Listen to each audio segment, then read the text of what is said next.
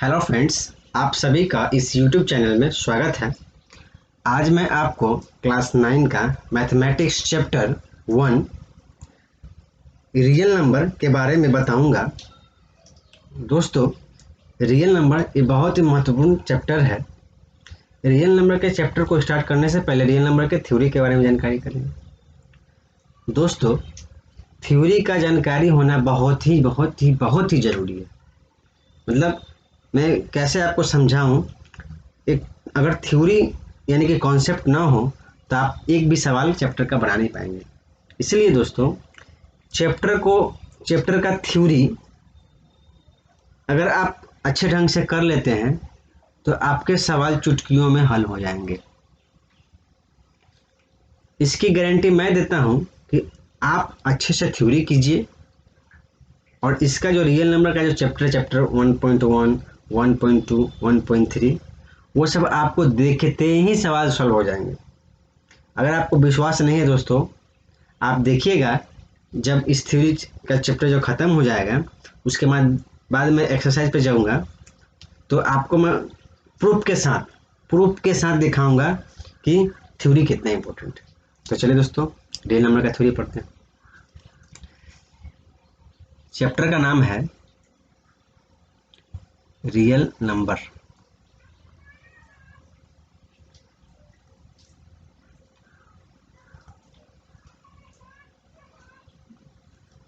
Real number जिसको हिंदी में बोलते हैं वास्तविक संख्या। ठीक है दोस्तों,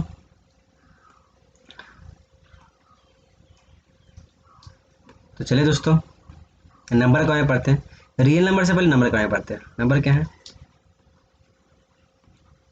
नंबर यानी कि संख्या।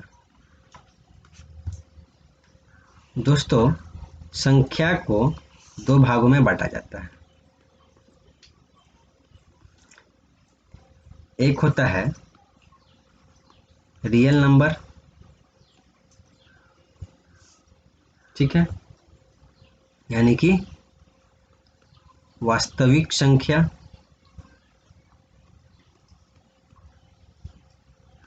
और दूसरा होता है इमेजिनरी नंबर।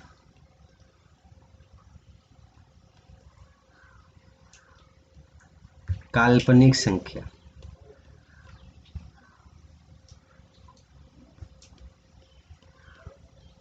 काल्पनिक संख्या। अब दोस्तों जानेंगे कि रियल नंबर क्या होता है। रियल नंबर वैसा नंबर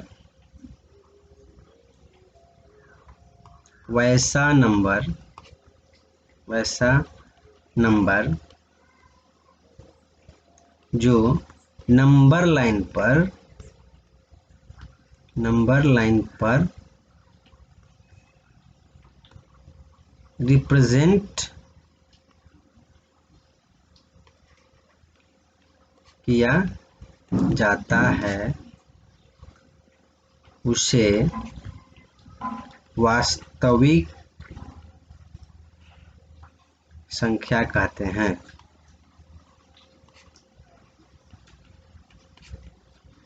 तो दोस्तों जैसे 1, 2, 3, -1, -2, 2/3, इन सब चीज़ों को क्या कर सकते हैं हम नंबर लाइन पर रिप्रेजेंट कर सकते हैं। वैसा नंबर जो नंबर लाइन पर रिप्रेजेंट किया जाता है उसे वास्तविक संख्या कहते हैं। ठीक है दोस्तों, अब इसके जस्ट उल्टा काल्पनिक संख्या वैसा नंबर जो नंबर लाइन पर रिप्रेजेंट नहीं किया जाता या नहीं किया जा सकता उसे इमेजिनरी नंबर कहते हैं। ठीक है दोस्तों, जैसे कि माइनस का 1, अंडर रूट माइनस का 1, फिर -2, -3, इस प्रकार के नंबर को क्या कहते हैं? Imaginary number. इसको हम आई से डिनोट करते हैं, इसको आयोटा भी कहते हैं। ये हमारे सिलेबस में नहीं है, इसलिए इसको हम नहीं पढ़ेंगे। ये हमारे सिलेबस में नहीं है, इसलिए इसको नहीं पढ़ेंगे। हमारे सिलेबस में क्या है? रियल नंबर, जो कि चैप्टर है। तो रियल नंबर क्या हुआ दोस्तों? वैसा नंबर जिसको हम नंबर लाइन पर रिप्रेजेंट करते हैं, यानी कि दिखाते हैं, उसे हम वास्तविक संख्या कहते हैं। ठीक है, अब नंबर लाइन क्या होता है दोस्तों, उसको देख लो थोड़ा सा। आप लोग क्लास 8 में पढ़े होंगे नंबर लाइन के बारे में। ऐसा रहता है कुछ, यहाँ पे 0 रहता है, 1 2 3 4, इधर माइनस का 1 2, माइनस का 1, -2, -3, इधर प्लस का 1 2 3 4, इसको बोलते हैं नंबर लाइन। ठीक है दोस्तों, अब वैसा नंबर को जानते हैं जो नंबर लाइन पर रिप्रेजेंट करता है। मतलब ऐसा क्या क्या नंबर है जो हम नंबर लाइन पे उसको रिप्रेजेंट कर सकते हैं। तो वैसे में आता है हमारा नेचुरल नंबर। क्या आता है? Natural number. इसको हिंदी में बोलते हैं प्राकृतिक संख्या। क्या बोलते हैं इसको दोस्तों?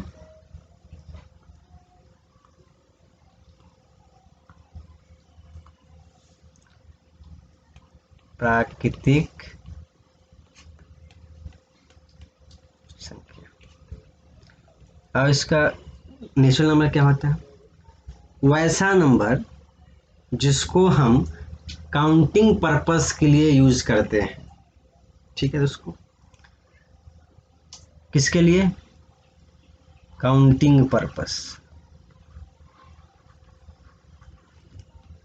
वैसा नंबर जिसको गिनती के लिए यूज करते हैं, जैसे कि 1 2 3 4 5 6, ठीक है, गिनती के लिए। जैसे कि 1 2 3 4 5 6 7, ये अनंत तक। ये क्या हो गया हमारा? Natural number. इसी को नेचुरल नंबर कहते हैं। नेचुरल नंबर क्या हो गया? वैसा नंबर, अगर इसको हम परिभाषित करें तो वैसा नंबर जिसको हम किसी चीज को गिनने के लिए यूज करते हैं या उपयोग में लाते हैं, उसे हम प्राकृतिक संख्या कहते हैं। ठीक है दोस्तों, अब मन में सवाल आएगा, क्या जीरो होगा यहाँ पे? तो दोस्तों सीधा सीधी जीरो नहीं होगा, क्योंकि हम लोग जीरो को काउंटिंग पर्पस के लिए यूज नहीं करते। ठीक है, जीरो को किसी के साथ यूज करते हैं, जैसे कि 10 एक के साथ हुआ, किसी के साथ हुआ, लेकिन काउंटिंग पर्पस के लिए केवल इंडिविजुअली जीरो को नहीं यूज करते। ठीक है दोस्तों, अब देखिए पढ़ेंगे दोस्तों होल नंबर के बारे में। होल नंबर, इसको हिंदी में बोलते हैं पूर्ण संख्या। क्या बोलते हैं दोस्तों? पूर्ण संख्या। पूर्ण संख्या क्या होता है दोस्तों? Natural number. क्या होता है? Natural number. नेचुरल नंबर में हम जीरो ऐड कर दें, जीरो को ऐड कर दें, तो क्या हो गया हमारा? क्या निकल गया? Whole number. क्या निकल गया? Whole number. ठीक है दोस्तों, जैसे यहाँ पे जीरो को छोड़ दिए थे नेचुरल नंबर में, यहाँ पे ऐड कर देंगे, यानी कि जो नेचुरल नंबर होगा उसमें हम जीरो को जोड़ देंगे, ऐड कर देंगे, तो क्या हो गया हमारा? पूर्ण संख्या, यानी कि होल नंबर। तो इसका एग्जाम्पल क्या हो गया दोस्तों? 0 1 2 3, कहाँ तक? मतलब अनंत तक। ठीक है दोस्तों, अब पढ़ेंगे हम, फिर से अब आते हैं रियल नंबर पे। ठीक है दोस्तों, नंबर दो किस्म का होता है। रियल नंबर होता है, एक इमेजिनरी नंबर होता है। नंबर दो किस्म का होता है, एक होता है रियल, एक होता है इमेजिनरी। ठीक है, रियल किसको बोलते हैं? जिसको पी वाई क्यू के फॉर्म में, सॉरी दोस्तों, जिसको नंबर लाइन पर रिप्रेजेंट करते हैं उसको क्या बोलते हैं? वास्तविक संख्या कहते हैं। जिसको नहीं कर पाते हैं उसको बोलते हैं काल्पनिक संख्या। ठीक है, अब वैसा नंबर जानेंगे जो नंबर लाइन पर रिप्रेजेंट होता है। तो नेचुरल नंबर भी रिप्रेजेंट होता है और होल नंबर भी रिप्रेजेंट होता है। ठीक है दोस्तों, अब पढ़ेंगे हम रियल नंबर। रियल नंबर यानी कि वास्तविक संख्या। दोस्तों ये दो किस्म का होता है, ये दो किस्म का होता है। पहला होता है रेशनल नंबर। क्या होता है? Rational number. दूसरा क्या होता है? Irrational number. ठीक है दोस्तों, रेशनल को हिंदी में बोलते हैं परिमेय संख्या, इरेशनल को हिंदी में बोलते हैं अपरिमेय संख्या। ठीक है दोस्तों, रेशनल और इरेशनल। रेशनल नंबर क्या होता है दोस्तों? वैसा संख्या जो p बाई क्यू के फॉर्म में लिख सकते हैं, उसको क्या बोलते हैं हम लोग? रेशनल नंबर बोलते हैं। आप लोग इसको क्लास 8 में भी पढ़े होंगे, फिर भी मैं आपको बता दूं, वैसा संख्या, वैसा नंबर जिसको हम p बाई क्यू के फॉर्म लिख सकते हैं। यहाँ एक कंडीशन क्या है? p एंड q, p और ये एंड है, p और q पूर्णांक होगा, ठीक है, और q is not equal to 0, q कभी भी 0 नहीं होगा। ठीक है, वैसा नंबर जिसको हम p बाई क्यू के फॉर्म में लिख सकते हैं, ठीक है, p एंड q पूर्णांक होगा और q कभी भी 0 नहीं होगा, वैसे नंबर को क्या कहते हैं हम लोग? परिमेय संख्या कहते हैं। ठीक है दोस्तों, आप क्या करेंगे, इसका एग्जाम्पल लेते हैं। जैसे कि 2, 3, 4, ये सब क्या है? परिमेय संख्या है। ठीक है, 0, 2/3, यहाँ पे नीचे में कुछ नहीं है, मतलब 1 है, अंडरस्टूड है। ठीक है, ठीक है दोस्तों, ये सब क्या हो गया? हमारा परिमेय संख्या हो गया। ठीक है, आप जानते हैं अपरिमेय के बारे में। तो वैसा नंबर जिसको पी वाई क्यू के फॉर्म में नहीं लिख सकते हैं, तो वैसा नंबर जिसको बाई क्यू के फॉर्म में नहीं लिख सकते,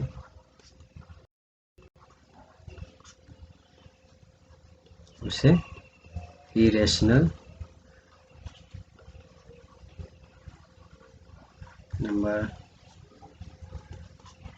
कहते हैं। जैसे कि √3, √5।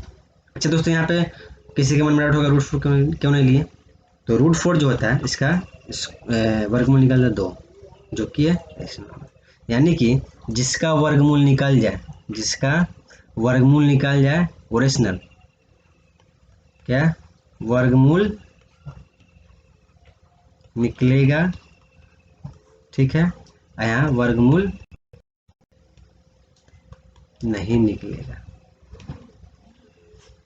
नहीं। ठीक है दोस्तों, तो हम लोगों ने पढ़ा रियल नंबर के बारे में, दो चीज़ पढ़ा। रियल नंबर दो किस्म का होता है, एक होता है रेशनल नंबर, एक होता है इरेशनल नंबर। रेशनल नंबर को बोलते हैं परिमेय संख्या, इरेशनल नंबर को बोलते हैं अपरिमेय संख्या। ठीक है, ठीक है दोस्तों, अब अपरिमेय संख्या किसको कहते हैं? तो वैसा नंबर जिसको हम पी वाई क्यू के फॉर्म में लिख सकते हैं, ठीक है, जहाँ पे क्यू 0 कभी नहीं होगा और पी और क्यू जो होगा पूर्णांक होगा। ठीक है, जिसका वर्गमूल निकलेगा वही रेशनल में आएगा, मतलब परिमेय में आएगा। जिसका नहीं निकलेगा वो अपरिमेय में आएगा। जिसको पी वाई क्यू के फॉर्म में नहीं लिख सकते वो हमारा अपरिमेय संख्या होगा। ठीक है दोस्तों, अब जानेंगे रेशनल नंबर को, मतलब परिमेय संख्या को नंबर लाइन पर कैसे रिप्रेजेंट करते हैं। ठीक है, परिमेय संख्या को से नंबर लाइन पर दर्शाते हैं, यानी कि दिखाते हैं। ठीक है दोस्तों, तो मान लो जो 2 3 ऐसा कुछ भी मान लीजिए, ये क्या है, परिमेय संख्या, इसको नंबर लाइन पर कैसे दिखाएंगे, तो ये हमारा नंबर लाइन है। ठीक है, ये हमारा 0 हुआ, 1 2, तो ये 2 है, तो 2 तो यहाँ पे है, तो यही तो हो गया, ये हमारा दिख गया। ये हमारा 2 जो है कहाँ पे, यहाँ पे, इसको सर्कल कर दिया। ठीक है, 3 भी ऐसे होगा, इसको आगे बढ़ा देंगे, 3 हो जाएगा।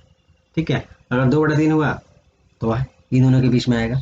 तो बहुत ही आसान है। ठीक है, इसको हम आप दिखा सकते हैं अपने से। अब दूसरे हेडिंग की तरफ चलते हैं। ये तो परिमेय संख्या को दिखाएं, अब अपरिमेय संख्या को दिखाएंगे कि कैसे दिखता है।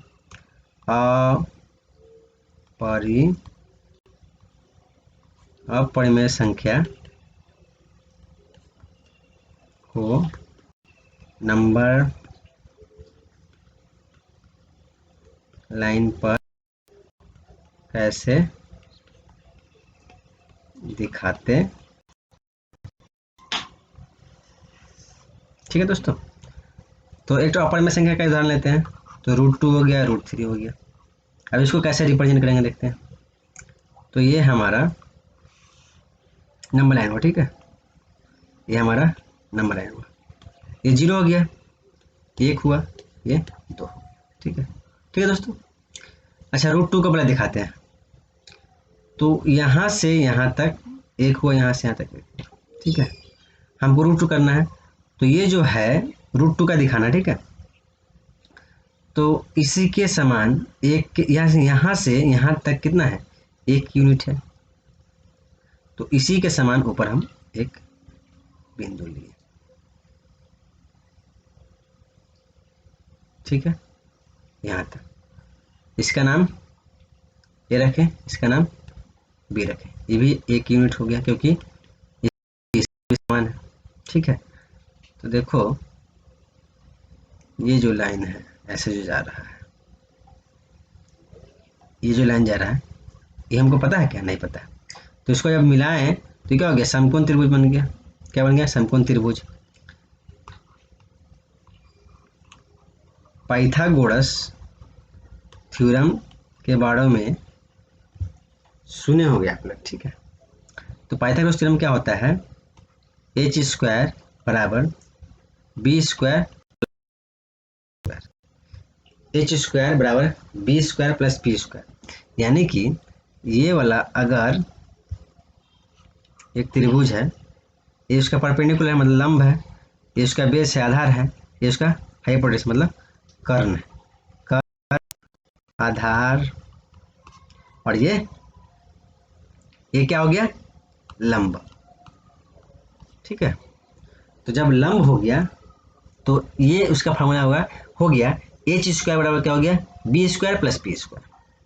तो उसी प्रकार इसका ये वाला h है, ये इसका p है, इसका b है, तो क्या होगा फार्मूला, OB का स्क्वायर बराबर OA का प्लस इसका स्क्वायर प्लस AB का स्क्वायर, AB का। ठीक है दोस्तों, तो OB कितना है, OB तो कुछ है ही नहीं, वही तो निकालना है हमको।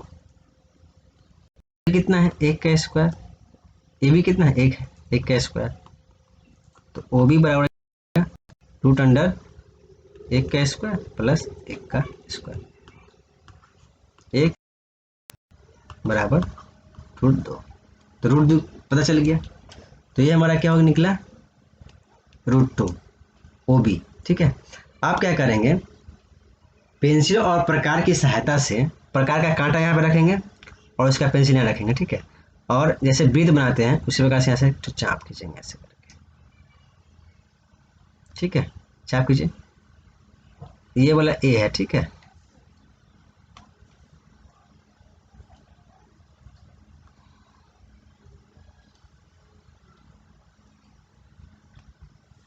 तो यहाँ से जो चाप खींचे हैं ऐसे आया, यहाँ पे पी पे आया, ठीक है। तो ओ से पी तक का जो बिंदु है वो क्या हो गया, इसी के समान है, उसी के समान, √2 के समान लिए हम, तो √2 के समान डिस्टेंस हो गया, मतलब ये हो गया। हम इसको सादा पेंसिल से दिखाते हैं, मतलब यहाँ से लेकर मतलब पी तक ये हमारा कितना वैल्यू हो गया, √2, ठीक है, डिस्टेंस। तो इसको ऐसे दिखाते हैं, ठीक है। अब दिखेंगे √3 को कैसे दिखाते हैं, ठीक है दोस्तों। √3 को कैसे दिखाते हैं,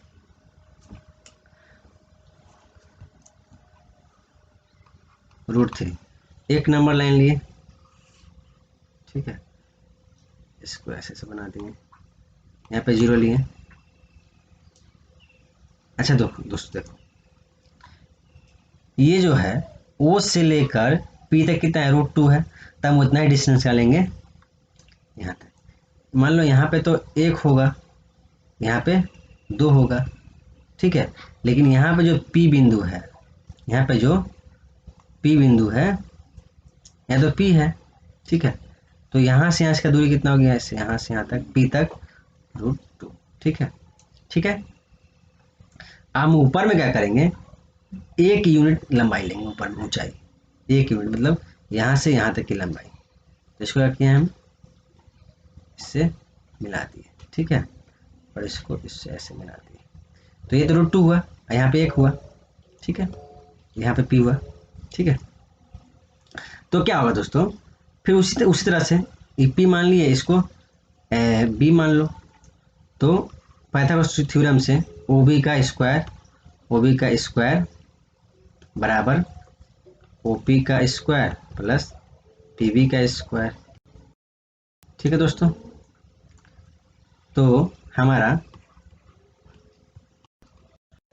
OP कितना है, √2 का स्क्वायर प्लस PB कितना है, 1 का स्क्वायर। तो OB बराबर √2 का स्क्वायर क्या होगा, 2 + 1, और ये क्या हो जाएगा, ऐसे हो जाएगा, स्क्वायर हो जाएगा, तो ठीक है, ये क्या हो गया हमारा √3, यानी कि ये जो हमारा डिस्टेंस आया है, यह आया √3, क्या आया, √3, ठीक है। आप क्या करेंगे, चंदा बोले प्रकार का कांटा यहाँ रखेंगे और पेंसिल यहाँ रखेंगे, ठीक है, और इसको ऐसे करके एक लाइन ऐसी करेंगे, मतलब आर्क खींचेंगे, चाप खींचेंगे, ठीक है। ये हमारा कौन सा हो गया, इसको बिंदु मान लो A, तो इसको Q मान लो, इसको P माना, इसको Q मान लो, ये Q, यानी कि O और Q का जो डिस्टेंस होगा क्या होगा, √3 होगा, यानी कि हमको जो P बिंदु मिला है वो √2 के लिए मिला है, और Q बिंदु जो मिला है वो हमारा √3 के लिए मिला है। इसको लिख देंगे हम, Q बिंदु √3 के लिए मिला। कितना आसान है दोस्तों, है ना। चलिए दोस्तों, आज बढ़िया रखते हैं, नेक्स्ट थ्योरी क्या